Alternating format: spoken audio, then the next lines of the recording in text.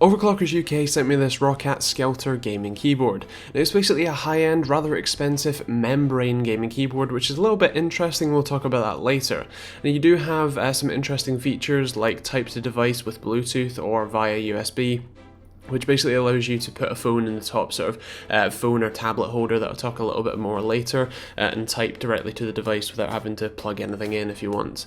Now, there are some interesting features, including 5 macro buttons on the left hand side, a caps lock key that requires you to press the FN for it to actually work, and 3 more macro keys just below the spacebar, which are a little bit more sort of tactile and clicky but don't move that much either. Now, the interesting thing with this one, as I said, is that it is a membrane keyboard, but it does have some interesting features like the type to device, and you can press that button to open the Swarm software. Now, the type to device stuff, as I said, can either work through Bluetooth or via USB.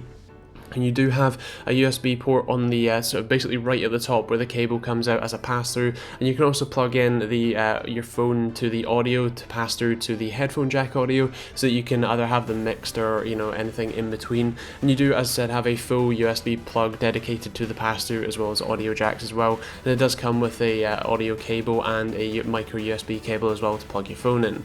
Now, as I said, this is a membrane gaming keyboard, so for me this really wasn't that great. The overall typing and gaming experience just didn't really suit me at all. One of the interesting things that I'll talk about a little bit later as well, but for me the lighting was just really quite strange. Whether it was just being me being silly or whatever, it seemed that when you put it in the sort of rainbow mode, it would only go from color to color to color. It wouldn't breathe or wave or anything like that, so I'm not entirely sure what's kind of up with the lighting here. The Swarm software is actually quite good.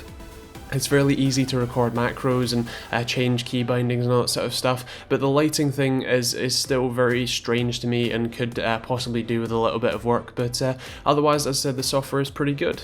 So I'm going to try and sum up my thoughts here. First of all, the membrane keyboard really isn't for me. It doesn't feel very nice and feels a lot like a school keyboard, the sort of one that gets bundled in with a Dell workstation or whatever PC.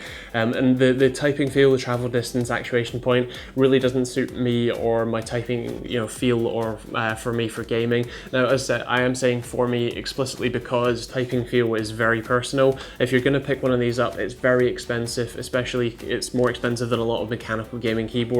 So do try it out before you go and spend your money on it. One of the nice things is that the surrounding functionality is quite cool. The macro keys, I would say there's kind of a perfect number of. The ones at the bottom under the spacebar are quite interesting for me, as my experience with them has been fairly limited, so perhaps if I was using it longer it might be better for me, but it's just in a kind of, it's a good place but a weird place at the same time, but yeah, that's just kind of my experience with it. The phone holder works well, it holds the phone very nicely, and I actually do like the fact that you can connect via Bluetooth or via cable, so that you can for example be playing a game on your PC and then switch to your phone, so that you can type a quick message on Skype or Facebook or whatever, and then switch back to whatever game you're playing, so that you don't have to alt-tab and potentially get kicked for idling, or get have the game crash and freeze when you alt-tab, because that does happen quite a lot.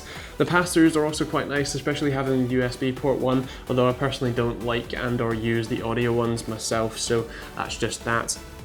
It's nice that it comes with a wrist rest, and the overall kind of look and aesthetic and lighting and stuff is nice. The app, the companion app that you can use on your phone, is also quite cool to see the CPU temps and usage and RAM and that sort of stuff, which is nice and that sort of thing. But overall, as I said, the main functionality of a keyboard has to be typing, and especially when this is a smart communication gaming keyboard, the fact that for me it's pretty naff for gaming in my experience just means that it's hard to recommend it personally. So I think that's kind of a nice wrap up of my main thoughts. Now, in terms of scoring, I'm going to go for, I think, a 3 for 5 money. It provides a lot of functionality, but the typing experience and the fact that it's membrane just seems like a really, really high price point for me. In terms of performance, again, I'm going to go with a 3. Functionality, I'm going to go with a 4. Styling, I'm going to go for a 4 as well. And TechteamGB score, I think I'm going to go for a 3.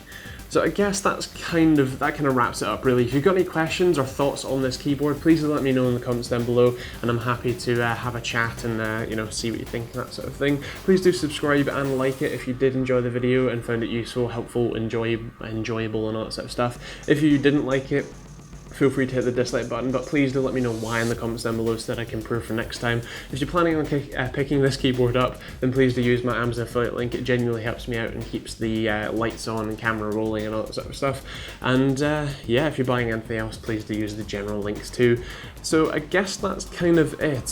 Please do stick around for Friday's video. It's awesome. It's the parts video for the desk PC project that I'm going to be doing very shortly. And on Saturday I have a really exciting video as well for a VR build guide. I'm just finished wrapping that up with the HTC Vive that I've actually got in-house at the moment.